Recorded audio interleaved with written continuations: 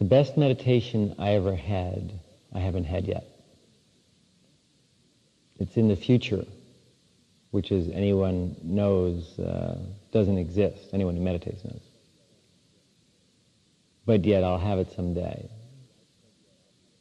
The best lifetime I've ever experienced hasn't occurred yet. I've had billions of lives. I've been around the universe almost as long as the universe, I think. I remember my lives, you don't. Or you remember a few, I remember billions. And I've had wonderful lives, beautiful lives. Lives of struggle, lives of battle, lives of ecstasy. I've had beautiful lives, and this is a beautiful life I'm in now. It's a hard life, as they go, but it's a beautiful life. But I haven't had the best lifetime yet. It's around the corner, I know it is. Hasn't occurred yet. Because things get better in infinity, as we get better. And in each lifetime we get better. The universe is always ecstasy and it's always perfect. But we don't perceive it that well. And if we keep doing our yoga in every lifetime, we perceive it more correctly. So it isn't that infinity gets better. I have no doubt that it could if it was in the mood. And maybe it does. But the real issue is perception in meditation. Meditation is the study of perception. And what we seek to do in meditation is refine, which means simply make more accurate our perception of things. So I haven't had the best meditation I can have. Because there's no end to the refinement of perception. Yes, I say that I am enlightened. What does that mean? It means I live in a condition of light. After many years of meditating and practicing, I've reached a point that can't be described or discussed, where one is always in a condition of light. There is really no primary self anymore. It comes back in every life without me seeking it. One has to refine it, but it just comes back unsought. So I live in a condition of light inside my mind. Nice. But that condition of light can be refined. There's no end to it. Because we perceive the universe through the universe. We perceive light through light. And there's no end to the gradients of perfect light. So I believe that the best lifetime hasn't occurred. I don't think the most beautiful sunrise to be seen in the world has been seen on this earth. It isn't that the sunrise will grow more beautiful, it's that we will. And we'll perceive it more completely than anyone before. And you might say, well, God, the universe is filled with a lot of slimy stuff. I mean, there's pollutants in the air.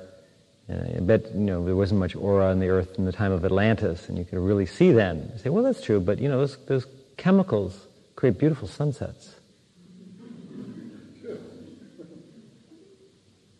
See, Buddhists are optimists. We never saw sunsets in Atlantis like we do now. We didn't have all those great chemicals in the air.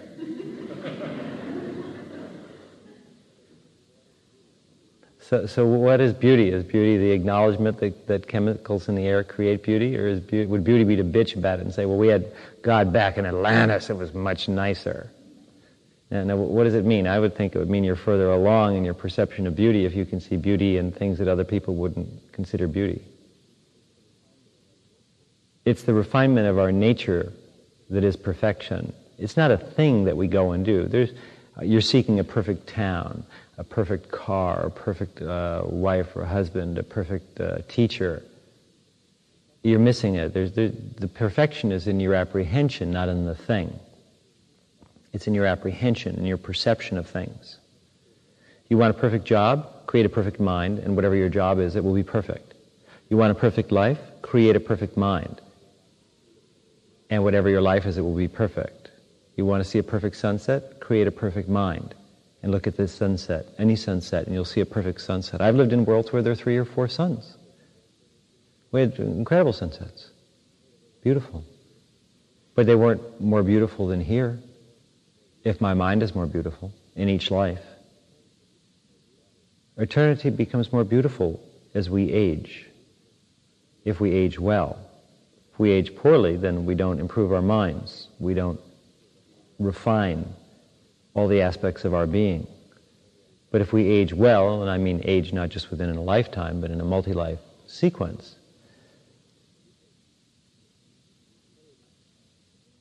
In other words, enlightenment is not static. There's just this sense of the Buddha was enlightened. Great, good for him. And that's like some absolute, meaning that's the highest enlightenment.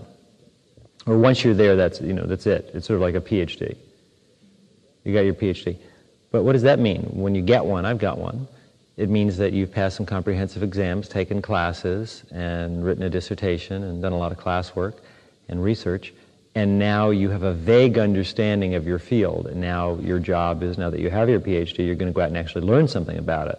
All the PhD ensures is that you have some vague understanding of how large the field is, and you have some methods to approach it with. So enlightenment simply means that you've gotten above the body-mind complex. You've refined the self, dissolved it in the white light of eternity, and gone through all the gradient shifts. I mean, it's technical. But it doesn't end there. In other words, we have this view that enlightenment is, once you're enlightened, that's sort of it. That's the end of the show. You just kind of hang out in this quiescent state. You don't know that the quiescent state changes and moves all the time. It's never the same. And if you become the quiescent state, which is what enlightenment means, it means that you're never the same. You move and shift as the quiescent state, in a body or out of it. And since the quiescent state is perpetual and endless ecstasy, therefore you're endless. You're not finite, you're infinite. So the end of all meditation is the beginning of all meditation. It's the refinement of one's nature. The refinement ultimately in advanced meditation of enlightenment itself. Enlightenment can be refined, which may seem like a strange concept, but who cares about concepts? The reality of the issue is there's no end to it. Since infinity is by its very nature infinite, then enlightenment by its very nature is infinite, and thus can be experienced in infinite ways by itself or without itself. So the most beautiful day hasn't dawned. The most beautiful lifetime has not been experienced. The most beautiful meditation has not been had, even by the enlightened. I guess that's the good news. Is it doesn't end. Enlightenment is not an end. Nor is it a beginning. It's just, there's no separation between the quiescent perfect state and anything else. Inside your mind. Everything's inside your mind. Enlightenment isn't out there, it's just inside your mind. But it's not an intellectual understanding. It's not a knowledge that can be taught. You can't teach someone to be enlightened. It's something you have to go and do. You can't teach someone to meditate well. It's something you have to go and do. You can explain, we'll do this, focus on this, dissolve the ego this way. There's a lot of technical material that you learn as you advance. A lot of it very technical. As you go in and out of the different samadhis, as you learn to dissolve the self in a variety of ways. Things that we don't teach to people unless they're very far along. It wouldn't make any sense. They wouldn't be understood. The motions of infinity. You have to learn the motions of infinity with your mind. Your mind becomes a perfect mirror for the motions of infinity. Sometimes you watch the Olympics, and you see one of these people who's on the bars, the parallel bars, or the uneven bars. They start to do these wonderful flips, spins. I mean, they're moving so fast that you can barely see what they're doing, and unless you know their art very well, you wouldn't know the names for the 10 different spins and shifts they just did. But each of those spins is quite technical. And of course, they're judged on how well they technically execute very refined motions. But they're all put together so quickly that to you it's just, wow, look at that guy spinning around, that's amazing. But it's even more amazing if you knew how many motions are in each spin. So in advanced meditation, we learn to do something like that with our minds. There are methods and formations of joining the mind with the various aggregate aspects of the universe, with the universal mind, fusing it, dissolving it, things like that that are done sometimes thousands of times in a microsecond or outside of time. That's the tech of advanced meditation. But it's really all the same. Infinity is really all the same. Mind is really all the same. There's only one infinity, even though there are countless infinities. It's really all the same. All of life is colored by your perceptual field. And whenever you're in a perceptual field, it seems like it's ultimate. It's a self-wrapping consciousness. There doesn't seem or appear to be anything else other than the attention field you're in. It's an ultimate view. And so it's important to remember that there are countless views in infinity. So someone says, well, I'm enlightened. That means they have a particular view, and maybe their view is above everyone else they've ever met. But that doesn't mean it's ultimate, because it can't be ultimate. Infinity is the ultimate view. And to have it, you can't exist. You can't be in finite form. So no one can ever be said to have the ultimate view, because all views ultimately are beyond perception, if they're at all advanced.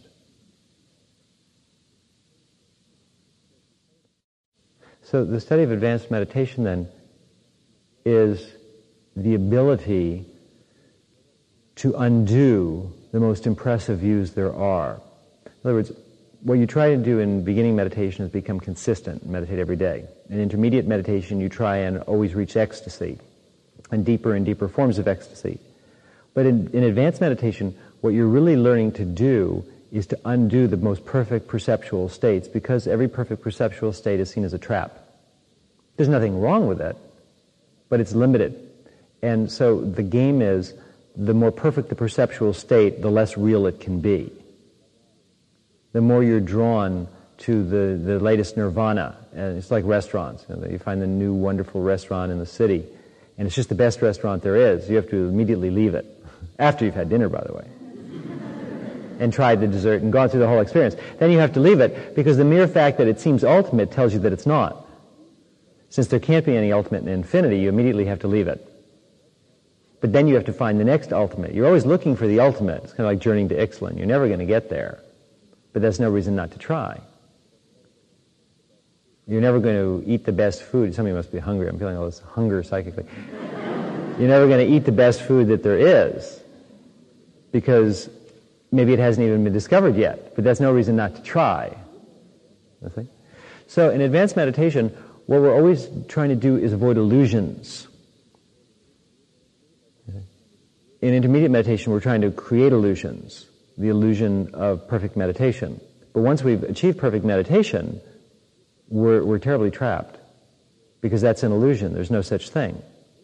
It's necessary to first reach the point of perfect meditation so that you can see beyond that. But ultimately, enlightenment is an illusion. Enlightenment, of course, is real, but what I'm suggesting is any enlightenment that seems ultimate is an illusion. There can't be anything ultimate. So advanced meditation is a process of constantly undoing perfection.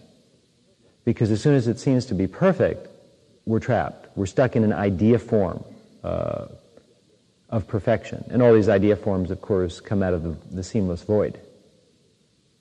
So advanced meditation is the study of the simple. That is to say, we come back to the most basic things, and we see them as far more infinite than the most infinite things. So I can go shopping and pick up some Bounty towels. Paper towels? The 3-pack? You know the one. And I can go home and open those up and look at them and see more infinity in them than in the Buddha's best meditation. In the 3-pack. If I can't do that, that means I'm wrapped by the Buddha's best meditation. That means I see it as ultimate. And if I see it as ultimate, of course, that means I'm stuck in a view that can't possibly be, since nothing can be ultimate in the universe. There can't be anything ultimate in infinity, because infinity is boundless. So advanced meditation is a continual process where we come back to the beginning. In the beginning, we reject the senses, we reject the mind, we reject feeling. Meaning we feel that they're limited. We don't reject them, but we just don't spend all our time in them. Intermediate meditation, we hardly ever utilize those forms anymore. But in advanced meditation, if we happen to be in a body, we come back to those most basic things, and we see infinity in thoughts, in physical things, and in emotions. So it seems very strange to see, you see a very advanced master who's got a girlfriend, who listens to rock and roll, who thinks about things that are very earthy. And you say, well, how can this be? You see, yet they glow. You say, why would they be interested in these things? You don't understand. The advanced course has to do with coming back to everything that you had to reject in the beginning and seeing it as of far greater infiniteness than everything that you've attained. But what you see is not the same as what everyone else sees, of course, because you've already mastered samadhi, or been mastered by it. You've already mastered all the quiescent states in the universe in infinity, or enough anyway. And you've refined the being out of existence, so it's perfectly possible to come back to the most sensorial level of perception and see all the infiniteness of all the endless quiescent states in breadcrumbs. What are those things? Croutons. The croutons in the Pepperidge Farm cheese and garlic. Yeah, I go to the supermarket, I buy the pack, and in one of those croutons is all of nirvana. And that physical sensorial apprehension is infinity plus.